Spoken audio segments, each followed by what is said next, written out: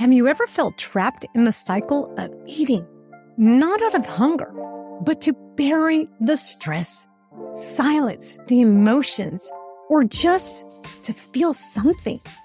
Maybe it starts with a few bites, then spirals into guilt, frustration, and a sense of losing control. This isn't just about food. It's about being disconnected from your body. Today's guest, Anne-Sophie Reinhardt, has overcome her own challenges and has helped many women have healthy relationships with food, manage their emotions, and begin to love their bodies. Anne-Sophie will explain why this happens and provide helpful tips that you can begin to do now to help gain control and begin to feel comfortable in your own skin. Let's join the conversation now. Anne-Sophie Reinhardt, welcome to Create the Best Me. It is an honor to have you on. Thank you so much. I'm really excited to be on. Great. Hey, before we get started, can you please tell the audience a little bit about who you are and what you do? Sure. I am a single mom, born and raised in Germany, new mom to a puppy that we've had for a month.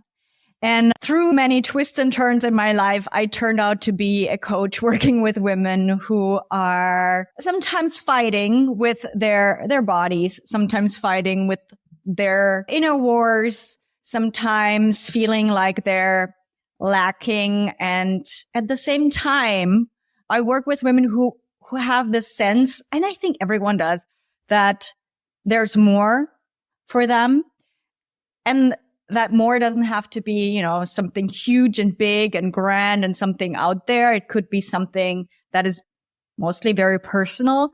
But, there's just something that they want other than fighting with themselves or feeling like, I'm not worthy, I'm not deserving. And I've been doing this for a long, long time. It's incredible work, and I'm very blessed to be doing what I do. And I can do it all from home, right? Raising my son at the same time.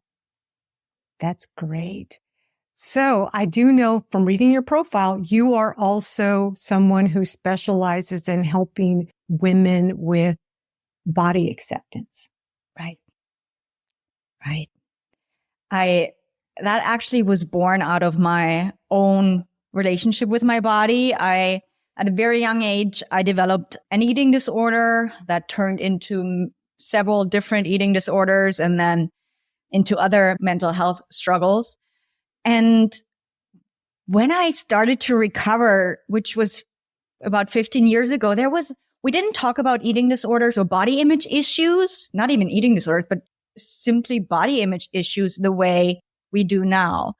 And when I started to heal, I felt like the little glimpses and the little stories I heard of people who had been through something similar gave me so much hope. It felt like I was understood. And at the same time, there's a life after you struggle, after this darkness. And I started to share my own content, to share my own journey, mainly because I felt, something like that helped me. And maybe if it could just help one person. And back then it was very innocent, right? I was writing about it in my little blog and I was recording podcasts simply because I had many friends doing the podcasting back then. And it started to turn into something bigger back then. Actually, we had one of the first podcasts about body image in the world. Yeah, it's something that I'm very, very, very passionate about, that I feel has changed a lot. The dialogue around body image and self-love has come a long, long way.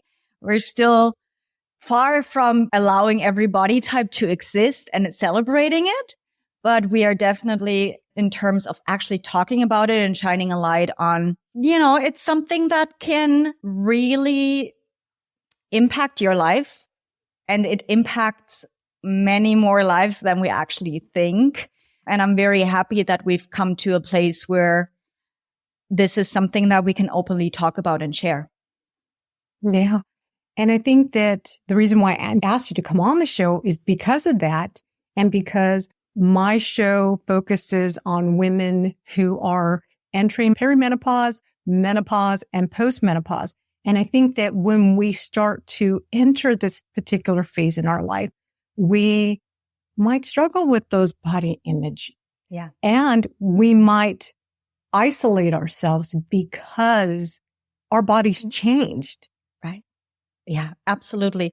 And that's actually, most of my clients are in that age range because it's a beautiful time in your life when maybe you've had children who are now grown. Maybe you are at the end of your career, right? Maybe there is life transitions, and it can be a thing where you're like, oh my God, this is happening. And on top of that, my body might be changing.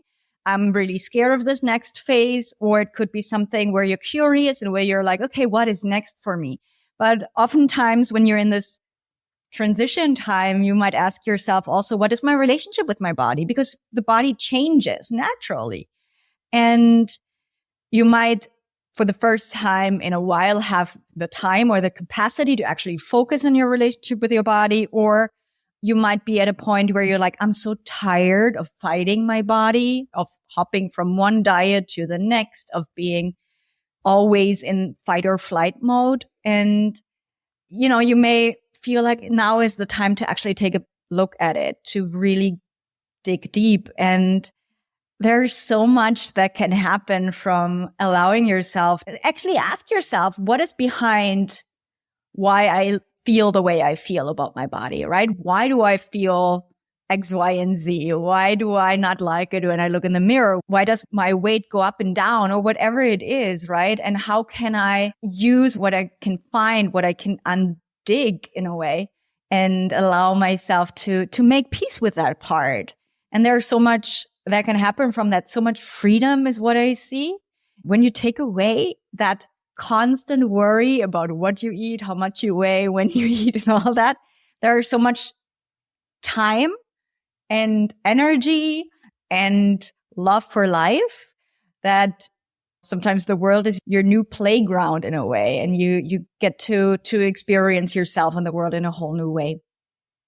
Yeah, but I think that how do you get to that point? Because a lot of times we can get frustrating because let's say a woman tries to do fasting because everybody's doing fasting. And so if I do this, I'm going to look like I used to look, or just try all these different diet plans, and it can get frustrating. And I know that when we get frustrated, the first thing we do is we become emotional. And where do we seek satisfaction for that emotion? Is in the pantry. Right. Right. It's this vicious cycle, right? Where you're like, ah. Well, the first thing that I would suggest is allow yourself to go on a diet from your diets and the fasting and all the fads that are out there. And there may be some things that are great. There may be some things that work for you, but allow yourself to take a break.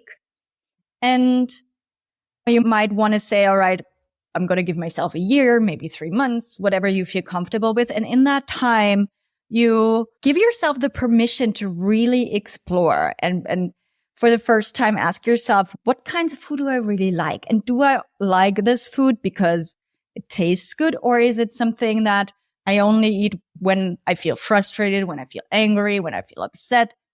Is it something that I feel like I'm supposed to eat?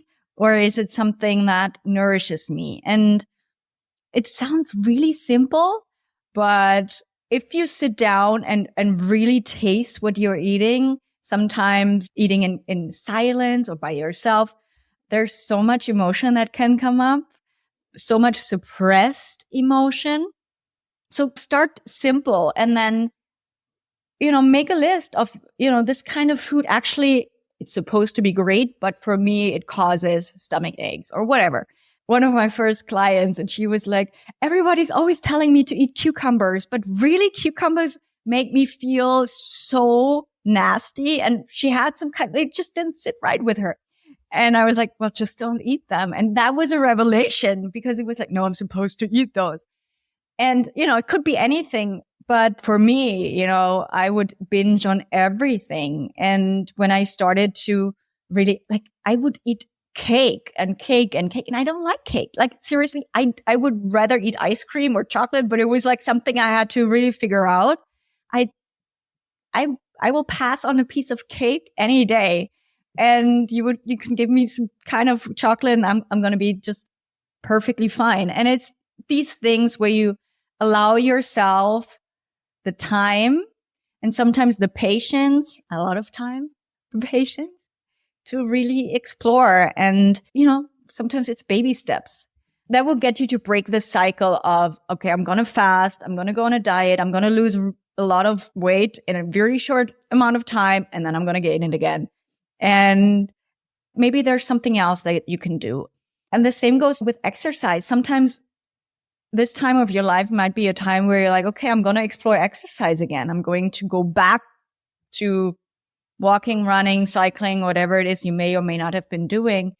And there's also a lot of fears that can come up with that, right? I mean, I'm not going to go to the gym because I don't look the way I used to. I'm not going to go to the gym because there's so many younger people there who, look whatever.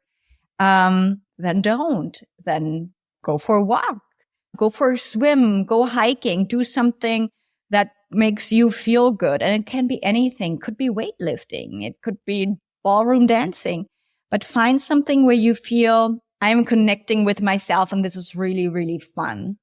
And when you do that connection with your body, it will come back. And it's a different kind of relationship. It's a different kind of way of living where you're not, I often say, sometimes we pretend that we have this head and the rest of it is like the body that is just supposed to function and we're just going to tell it what to do.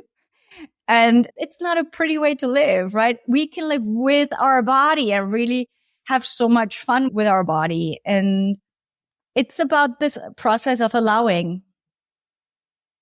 Yeah. I mean, because I know like myself, I had children at a very young age, my first round, and I was like 38 years old. This is when I noticed a change. If I gained a little bit of weight, all I had to do is stop eating the junk. And then I was back to my normal weight. But then when I hit 38, my body became this strong-willed toddler that does whatever it wants to do. Even if I modified my diet, it just did whatever it wanted to do. It didn't do what I wanted it to do and look like I used to look. Because my heaviest before, I was at 135 pounds, between 135 and 128. Hit 38, and all of a sudden, the strong-willed child came out and does whatever it wants to do. Right. And so that acceptance and what do you do? Is difficult. It is. And it is difficult. And feel like, first of all, yes, it's totally fine to accept that and to say, this sucks. This is really difficult. This is hard. Because what we're being told and what we've always been told is thinner is better, right? Or this is how you're supposed to look. And there's so much identity attached to that for us women. And it's almost like it's a grieving process where you're grieving that body that is just not the way it used to be. So there's the acceptance. There's the compassion that needs to come with it because it is a time of change and it is a time of when we think back of when our bodies change the first time, well, not the first time, but in a huge way where we notice it during our teenage years, right? It's not a pretty time. I remember it. I didn't feel great. Your emotions are going up and down and you may gain weight. You may grow really tall or whatever. Hormones are just going crazy. And it's kind of the same when we go into these phases later in life. But just because we're grown-ups, we're not supposed to obviously act it out. But at the same time, it's also just take it in stride, right? But there's a lot of it that really goes deep and that can begin to unravel a part of who you thought you were.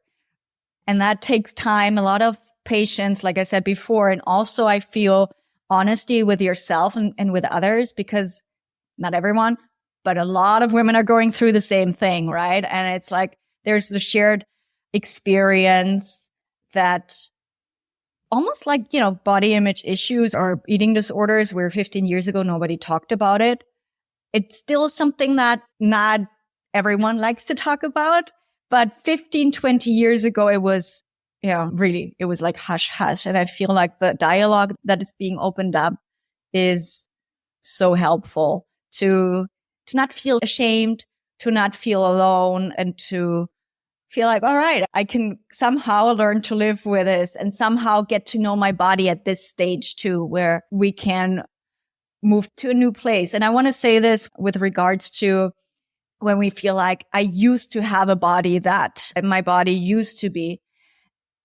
Yeah, we also used to be this tall, this tall, this tall. We used to be tiny babies that couldn't walk or crawl or anything. And we changed. Life has at its core this process of change, and the body always changes. Always, always, always. Every second, every day.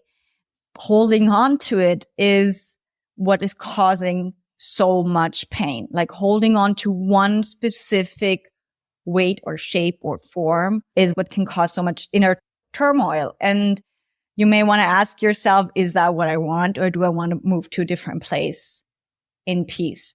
And I'm not saying that this different place, that you may still look the same.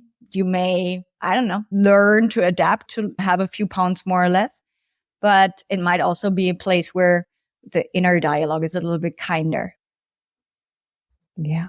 And I know that a lot of times, because you had mentioned community, being around other women that are going through the same change. I think another thing is understanding that when we go through that change, it's kind of like when we first were in puberty, we were all changing at different levels, looking a little different. Here we are, we're older and we're all going through either peri or menopause or post-menopause, and understanding that the girls or the women around you are not going to look the same, or I'm not going to look like them. And just because I don't look like them isn't a bad thing. Yes. And that is such an important point. It's really the thief of joy is the comparison, right? And when we can turn the focus around and look at ourselves, but really look on the inside, I always feel like turn the flashlight around and be like, okay, what can we learn from ourselves when we actually spend time exploring who we are instead of comparing ourselves all the time to others? Whether that, sometimes we compare ourselves and we feel better and sometimes we feel worse. And nobody gains joy from that, real joy. And we're doing it. I do it. We all do it.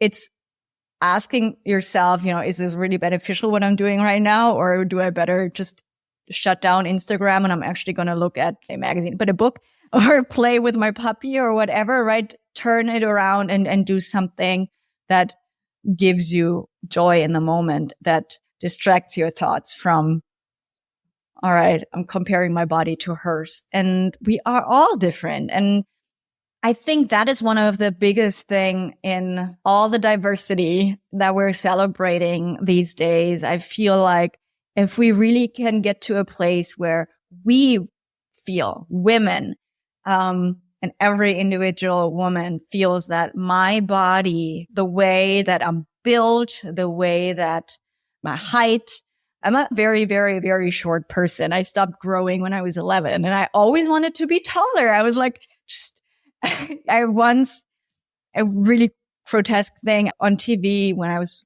a teenager, I saw that you can actually break your legs and then you can put in some steel to grow really well.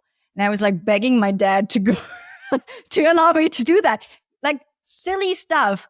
But I got over it. And now nobody cares how short I am. I don't care. And I feel like the same goes with our weight or with our body shape, right? If we can get to a place where like, this is who I am, I can desire to have longer legs or shorter hair or prettier XYZ.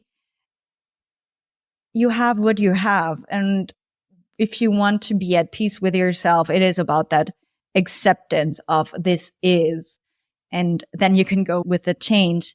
But yearning for something that has been will never allow you to move forward with joy. It's celebrating what your body looked like and being like, yeah, this was a part of my story. This is what got me here.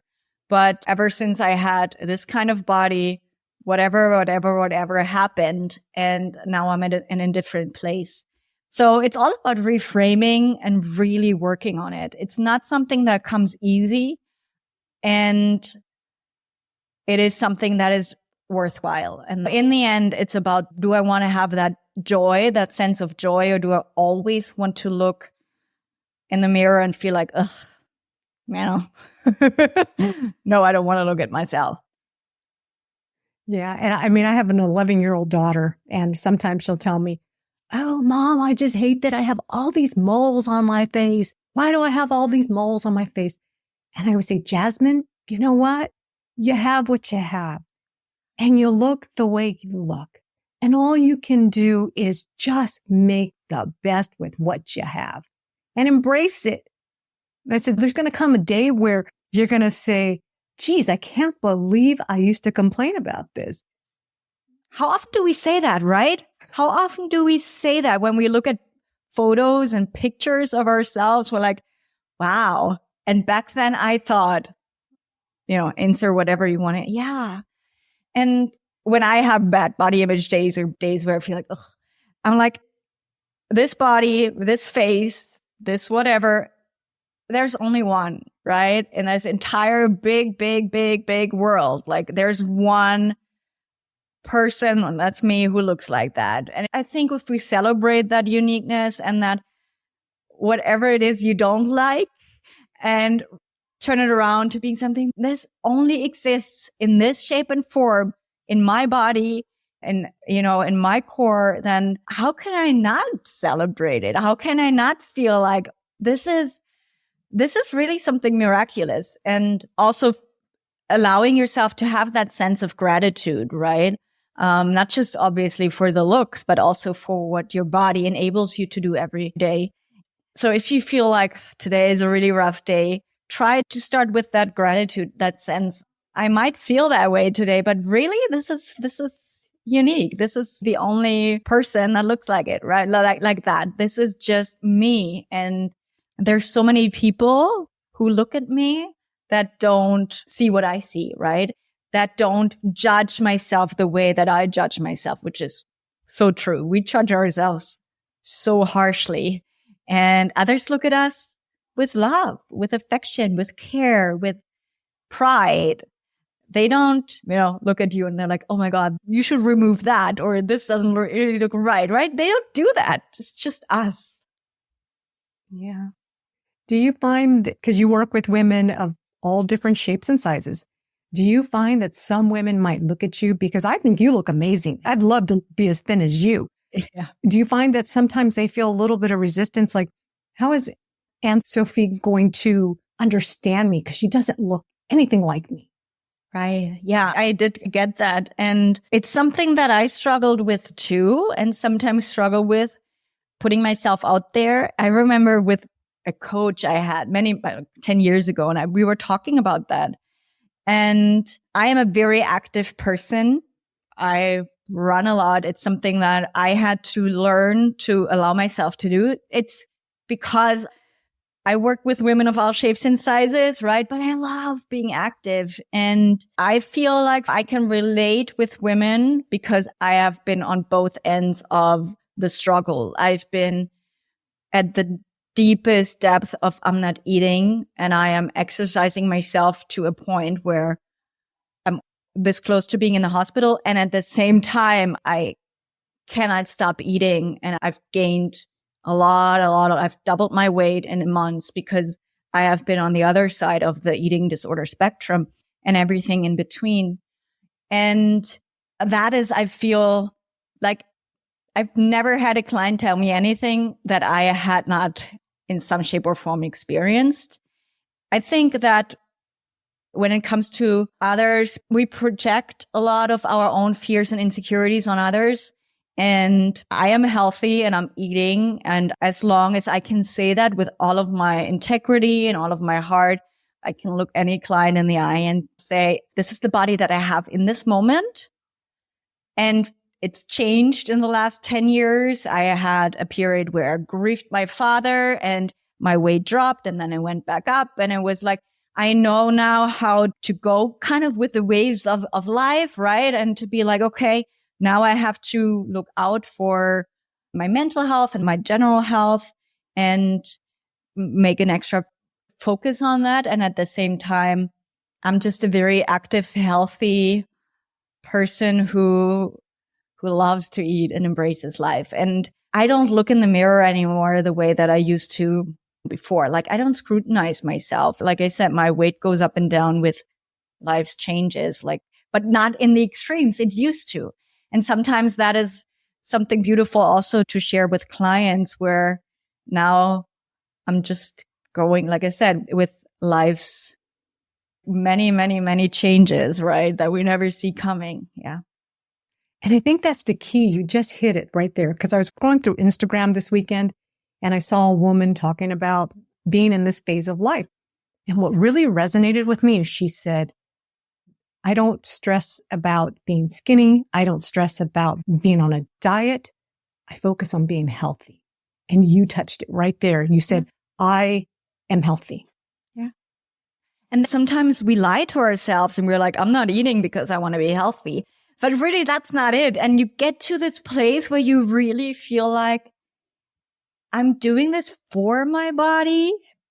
I'm eating for myself, and I'm nourishing my body. And that comes with, I have no restriction on what I like, sometimes we say this food is good or this is bad. I don't do that anymore. This is something we don't talk about in my house. It's food is food, and there's space for all kinds of food and everything in its dose, but everything, right?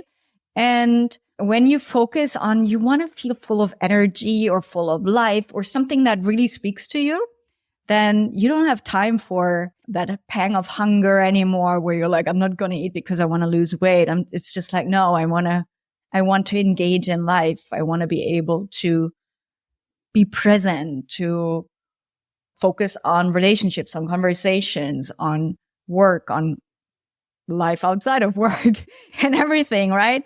Where I don't want to feel weak or frustrated all the time or hangry or all that, right? And at the same time, I also don't want to feel like I'm so full all the time that I cannot move.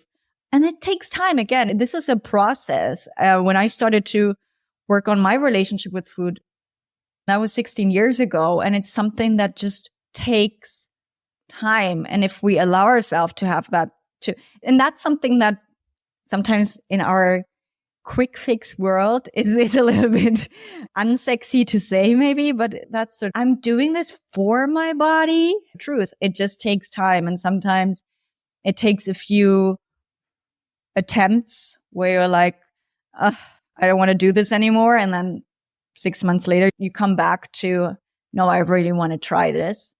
And then you're all in. And in the end, there's really no going back to it anymore. Like sometimes when I talk to my clients, they say the same thing. They're like, I don't even know 10 years ago, who is that person? I cannot relate to the way she thought anymore. And that's just something amazing.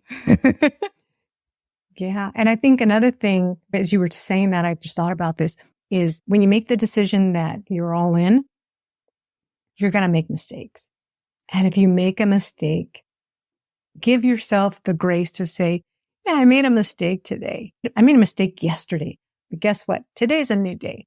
And I get to start all over again and see what happens today. Right. And I don't know if you know this, but sometimes when I still dieted, you would be on that diet and then you would eat something you're not supposed to eat. And then it was like, all right, doesn't count. Now I can eat everything.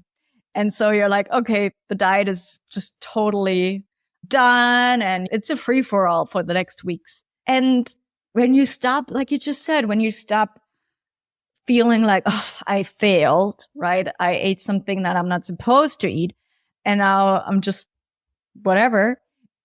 And you're like, no, I ate this. It was yummy. And tomorrow I'm going to continue the way I would continue if I hadn't eaten this or whatever it is, right? Or today my inner dialogue was really nasty today and it's not something that I'm very proud of.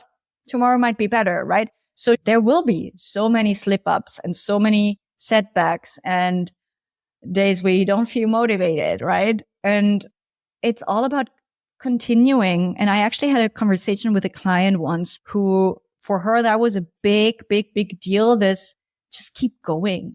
It doesn't matter if it's not perfect. And it might not be perfect for a long time.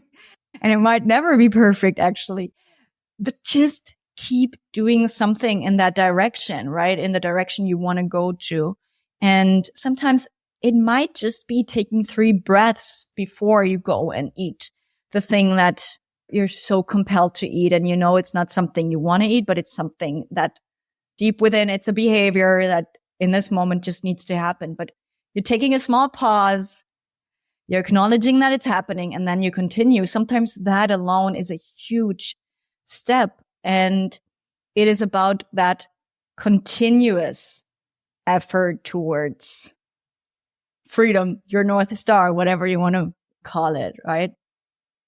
Yeah. And I remember a couple weeks ago, I went to my doctor's office and I saw the physician assistant and I told her, oh my goodness, you've lost a lot of weight. When did you do that? Did you take Openzic or something? And she told me, she's like, no, I didn't.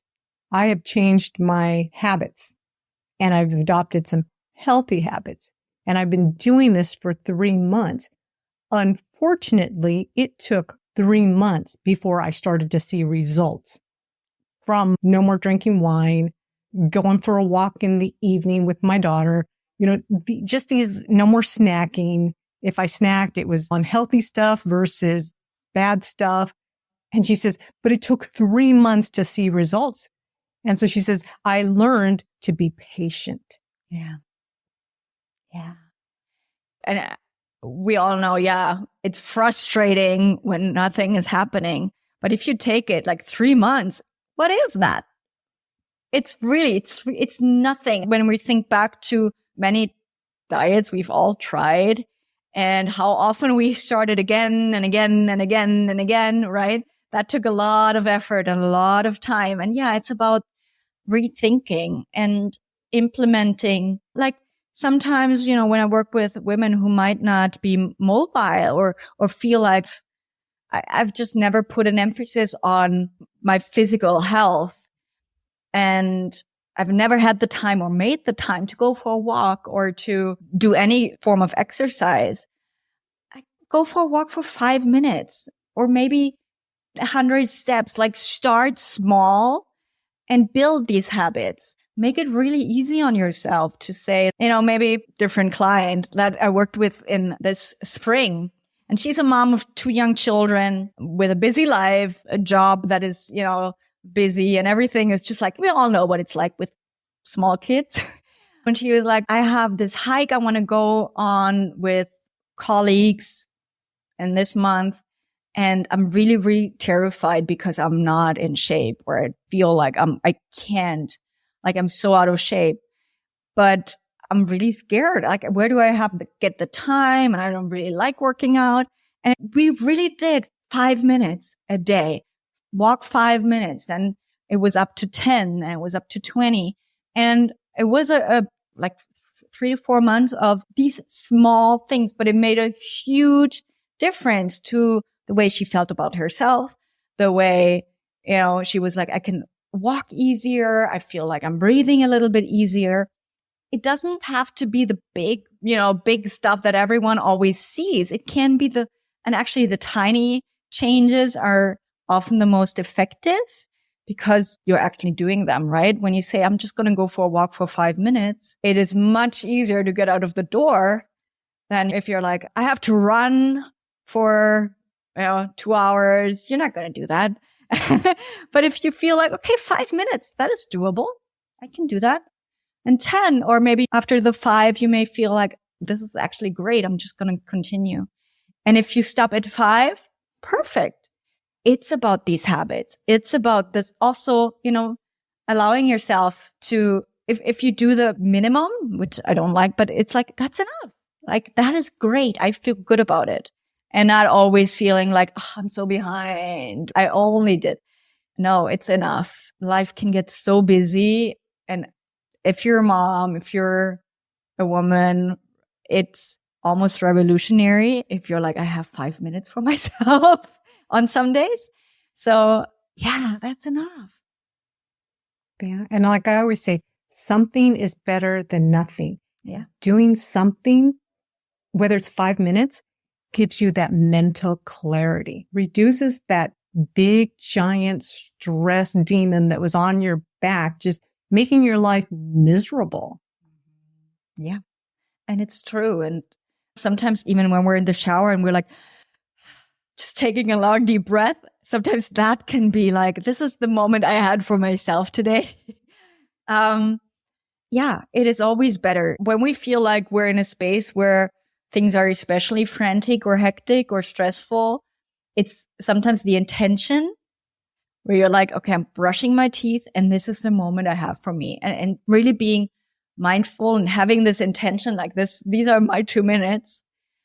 That can change the way you feel about it. And sometimes it's like, okay, this was my me time. Now let's get the kids ready for whatever. Or let's go rush out the door to XYZ. And sometimes it's that, okay, this is what I've got and I'm going to work with it.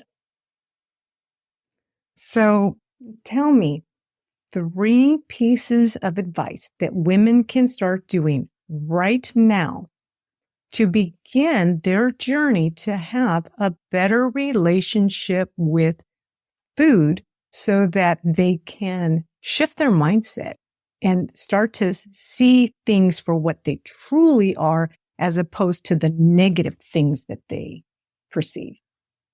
Ooh, I love it. All right. Let's see. One of the things I would suggest, and this is something I feel very strongly, but it's also something that can be met with a lot of resistance, is throw away your scale. You don't need a scale. You don't need it in the bathroom. You don't need it. And if you don't want to throw it away, put it somewhere where you don't see it every day. And with that, it's more of a symbolic step towards letting go of the focus on the external and allowing yourself to focus on the internal. So that would be step number 1. Step number 2 is to ask yourself a few questions, whether that might be when you're journaling. Maybe you're someone who journals. Maybe you're someone who likes to talk with yourself. Maybe you want to talk with a friend or a therapist or a spouse or someone, or just have the thoughts in your mind, but really ask yourself, what's the intention behind, I always say, how I do food? Like, when I eat, do I eat? When I eat, do I beat myself up while I eat? Like, what is going on in my mind in regards to food and weight? Is it a competition? Do I need to weigh less than my friend? Is it a competition I had with my mom? Sometimes when we eat, we are internally in competition with our husbands. Like, I'm not allowed to eat more than my husband because women are not supposed to eat more. Like, there's a lot of stuff that might come up, but that might be number 2. And the third one is, I think I mentioned it, we talked about this, but really start small. Allow yourself an open mind to experience food again without the rules, without all the information that you may have. And there's so much information out there, and there's great information out there, and there's really, really awful information about food out there. And we talked about it, like, our bodies are all different. The way we metabolize food is different for everyone. And there's foods that work for one person, but that don't work for another. And there's different lifestyles or ways of eating that work for one person and that don't work for another. But try to detach yourself from what the doctors and the professors and the lifestyle gurus and the models and everyone says, and really go back to the basics and be like, okay, how do I feel about this? Is this something that I like? Is it something that I want to eat? And does it really taste good? And that would be like, these are big steps, but those would be the ones that I would start. And there's a bonus one. start a list of foods that you have labeled as good and foods that you've labeled as bad. And there's a story that most of us can tell with every single one of these foods. And sometimes that's very, very eye-opening when you're like, oh, okay, this is why I think this is bad. This is why I think this is good. I feel like don't take it so seriously because in the end, it's just weight. It's just weight, right? So sometimes laughing about it is very healthy. Those are great. Based upon the conversation that we have had here today, what is the one thing that you would like the listener or the viewer to hold close to their heart? There's so much. But in the end, I think it goes back to every one of us. We have one body, right? There's one body that we were born into, that you were born into. And you have this body for the rest of your life. It's your ride or die. It's the one thing that's always going to be there forever and ever. And remember that uniqueness. Remember that sometimes when I think about it, I get goosebumps because it's like, yeah, this is the one thing that will always be there. Remember it, bring it to mind. And sometimes that alone might change the relationship you have with your body and sometimes we can be a little bit kinder to our bodies. Yeah. Anne-Sophie, what are you currently working on now? And when will we expect to see those things? Ooh, right now I'm really focusing on working one-on-one with women. And I love the one-on-one sessions where we can go deep and have conversations and really explore that very tricky and glorious and adventurous and sometimes scary and annoying relationship we have with our bodies and ourselves. And that is something that I think since COVID, I've really craved to just be in that connection, and it's been working really well. So that is the one thing that I'm focusing on right now. And like you just shared, I'm also a content, or like you shared before we hit record. I love creating content. There's always new content on my website and blog posts, and there's podcasts and everything. But the main focus is on the one-on-one work. And where can women begin to work with you one-on-one? Or how can they begin to work with you one-on-one? You can go over to my website. That's Anne-Sophie.us. And you can find all the information there. And if you want, just reach out also on Instagram and say hi. I always love to hear from listeners and, just have conversations about this. Anne-Sophie, thank you so much for coming on. I appreciate all of the valuable information you have provided us with. I will include all of your information in our show notes. Thank you so much. This was really, really wonderful. Great. And there you have it. We started with cake, and now we're wrapping up with something much sweeter. Freedom from those foods and body hangups. Anne-Sophie shared such beautiful advice on breaking the cycle, starting small, and most importantly, being kind to ourselves. Now, here's your challenge for the week. Take a moment to reflect how you really feel about what's on your plate. And maybe, just maybe, skip the food that doesn't truly bring you joy. If you loved today's episode, make sure you hit subscribe, give us a thumbs up, and share this episode with someone who needs to hear it.